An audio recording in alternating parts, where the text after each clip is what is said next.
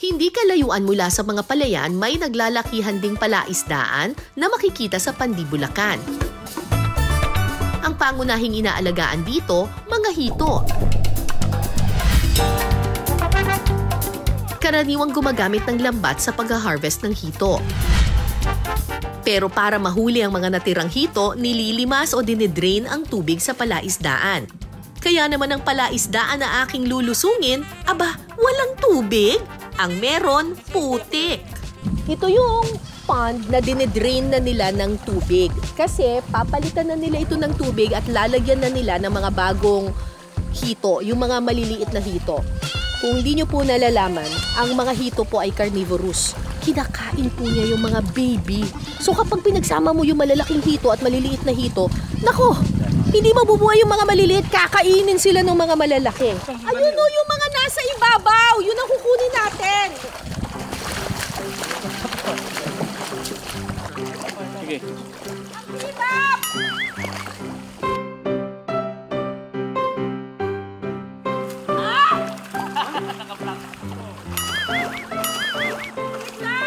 Grabe, ang lalim ng putik. Hirap po talaga dito sa Punikan. Ang hirap. Sila Ito lang ulo ng sapatos ko na ano. Magpapaan na lang ako. Akala po. Ay. Mas maganda pinakapaan eh. Ito na, ito na.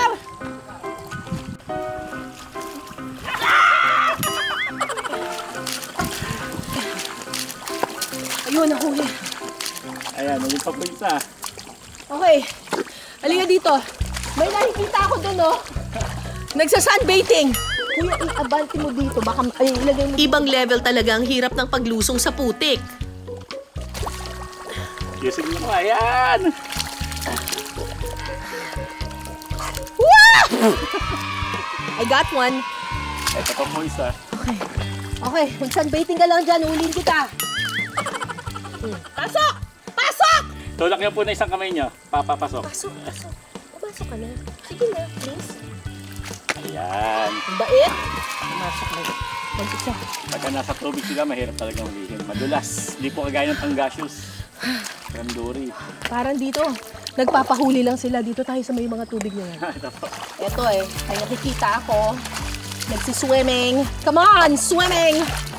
Yan! Pumunta ka dyan! Wala ka na! Kawala sa akin! Kailangan kasi, doon mo siya huhulihin sa ulo. Okay. Ito. Kampanerang kuba. Huli ka na. Huli ka. Huli kita. Nahuli na kita. Mali yung pwesto ng ano ko. Teka lang. Puro burak. Tatlo na nakuha ko. Pinasarap trivia time! Alam niyo bang may halos 3,000 species ng hito sa buong mundo? At ang hito na nakukuha dito sa Pandibulacan, pinaghalong breed ng African at Thai catfish. Ang mga mixed breed na hito kasi mas mabilis lumaki at mas mabigat kumpara sa native na hito. Saan pa? Ayan. Trap ka na dyan! Hindi po, dyan ka lang po. Trap ka na! Sige kuya, kunin mo yan. Yun! Hindi na siya makakilos. Papasok yan! Papasok na yan! Good boy! Woo! Op! Kaya ko po yung sarili ko. Kaya ko po. Marunong din po ako gumapang para pong hito. Karaniwan ang luto natin sa hito ay inihaw o kaya prito. Sa amin sa Pampanga, lagat, yung nilalagyan namin ng luya, ganyan. Pero ang ituturo sa atin ngayon ni Nanay Flor ay sinigang. Pwede palang isigang ang hito? Pwede po, ma'am.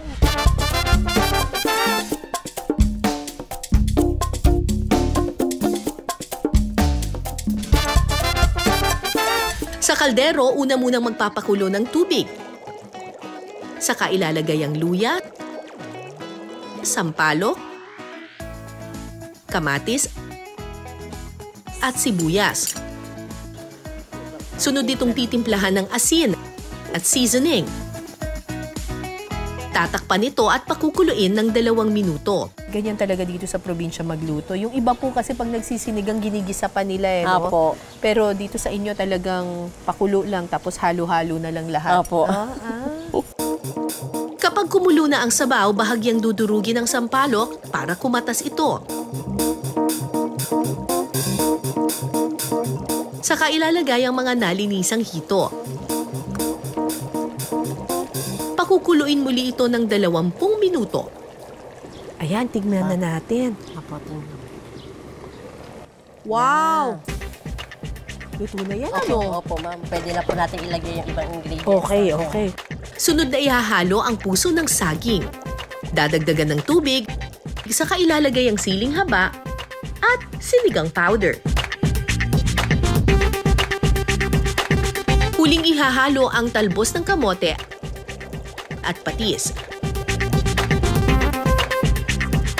Maya-maya pa, pwede nang humigop ng mainit na sabaw ng sinigang na hito. At luto na po ang ating sinigang na hito.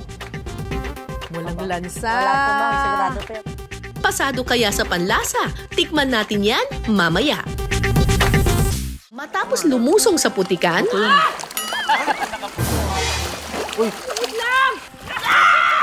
para manghuli ng hito, I got one. aba deserve ko naman ng masarap na reward.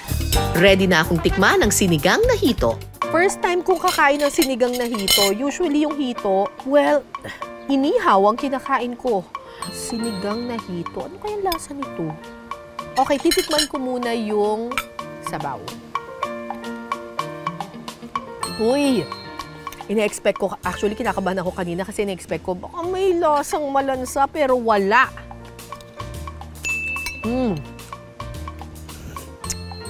Sakto yung asim, sakto yung luto sa gulay, yung alam mong may crunch pa ng konti. Tikman natin ngayon itong hito. Luto na talaga siya. Kunting sabaw ng sinigang. Natin. Ay, panalo. Uy, masarap siya. Lasang-lasa mo pa rin yung hito.